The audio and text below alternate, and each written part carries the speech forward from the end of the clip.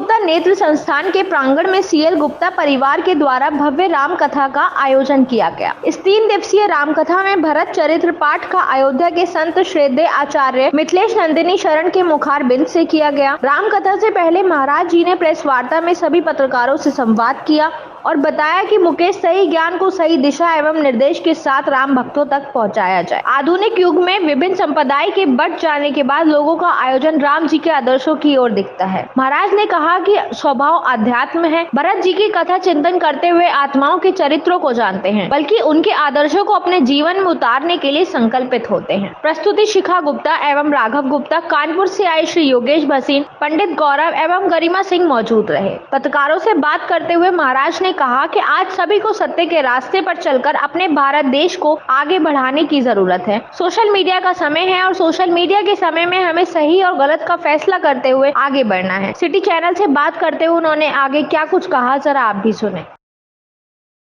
व्यवहार के स्तर पर समझ पाए, इसके लिए पहले भी कुछ कथाएं हुई और चर्चा हुई। इस बार ये निर्णय लिया गया कि नहीं, इसे हम 3 दिन का एक सत्र जो होता है वैसे ही करेंगे, लेकिन उसे केंद्रित करेंगे रामायण के किसी एक कॉन्सेप्ट पर, किसी एक प्रसंग पर, जिससे लोग ठीक तरीके से उससे जुड़ पाएँ।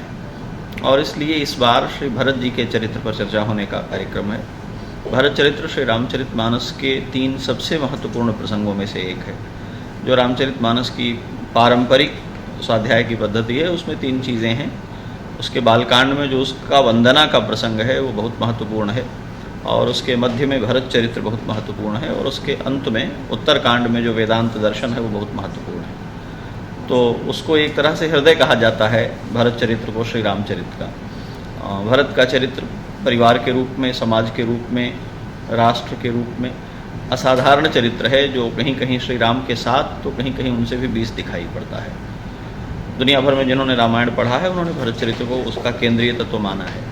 ये 3 दिनों का जो सत्र है वो भरत चरित्र के माध्यम से राम कथा को, रामायण के संदेश को, और आज जो हमारा जीवन है जिन परिवेश और दबावों के भीतर, उनको हम कैसे ज़्यादा अच्छा करके जी सकते हैं, इसके लिए आयोजन हो।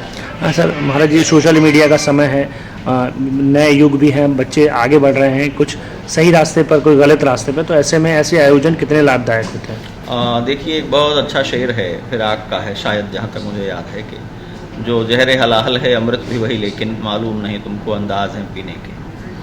एक ही चीज़ सही तरह से उपयोग की जाती है तो उसके अच्छे परिणाम आते हैं, उसका उपयोग खराब कर लिया जाता है तो खराब परिणाम आते हैं। सोशल मीडिया का जो विस्तार है वो बहुत अर्थों में बहुत अच्छा है। ये कलाओं को, प्रतिभाओं को, संचार और संवाद को बहुत बड़ा आकाश दे रहा है।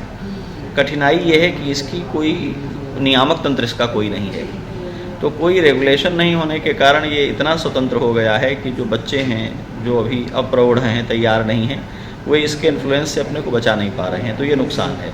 लेकिन समझ करके सही दिशा में इसका उपयोग किया जाए तो ये वरदान है। हमें इस बात का ध्यान रखना है कि हमें इसका कितना उपयोग करना है, और इसको अपने लिए एक व्यसन की तरह नहीं विकसित करना है, फिर ये बहुत सार्थक और उपयोगी चीज़ है। आज की युवा पीढ़ी को कोई मैसेज देना चाहते हैं? केवल एक मैसेज कि नींद से बाहर निकल कर जिएँ। एक बीमारी हमारे यहाँ प्रचलित है जिसमें नींद में लोग उठ करके चलने लगते हैं, दूर तक चले जाते हैं, या अपना नुकसान कर लेते हैं, या सीढ़ियों से गिर जाते हैं, और उन्हें पता ही नहीं होता कि वो चल रहे होते हैं, वो असल में सो रहे हैं और नींद में चल पड़ते हैं। इधर युवा पीढ़ी के साथ विकास का, ग्रोथ कर जाने का, सक्सेस का जो दबाव उस पर बढ़ा है, उसमें ठहर कर उसे रुकने, सोचने और समझने का समय कम हो गया है। तो जो हमारे आज के सामने खड़ा यूथ है उसकी ये बड़ी चुनौती है कि वो जो कुछ कर रहा है, अगर उससे एकाएक पूछ लिया जाए कि ये क्या कर रहे हो, तो वो बता नहीं पाएगा क्या कर रहे हैं। चाहे वो बाज़ार से कहें, चाहे वो विज्ञापनों से कहें, चाहे वो सोशल मीडिया से कहें, चाहे वो फैशन से कहें, उसके जीवन में कुछ इस तरह के प्रभाव निर्मित हो गए हैं कि वो निश्चिंत होकर और समझ कर नहीं जी रहा है। तो सबके लिए एक संदेश है कि आप जो भी कर रहे हैं पहले ठहर कर उसको सोच लें, पहचान लें कि आप क्या कर रहे हैं, ये तय कर लें कि क्या ये आपके लिए ही है जो आप कर रहे हैं। फिर ये तय हो जाए तो सब करें और सफल हों। अंत में एक सवाल, क्या मैसेज और क्या संदेश लेके चले हैं आप? केवल एक संदेश, हमको मनुष्य बनाया गया है, तो हमें जीवन में कुछ भी और होने के साथ इस बात को पहचानना चाहिए कि या ये सब हमारी विशेषताएं क्या हमारी मनुष्यता को अच्छा बनाती हैं। हम कुछ और होते तो हम किसी दूसरी खूबी के बारे में सोचते, पर यदि हमें बनाने वाले ने मनुष्य बनाकर भेजा है तो हमें अपने आप से हर दिन ये बात पूछनी चाहिए कि हमारी सफलताएं, हमारी प्राप्तियां, हमारे संघर्ष, हमारी अनुकूलताएं, ये सब कुछ क्या हमारी मनुष्यता को विकसित कर रही हैं। हर हाल में मनुष्य को अपनी मनुष्यता का मान रखना चाहिए।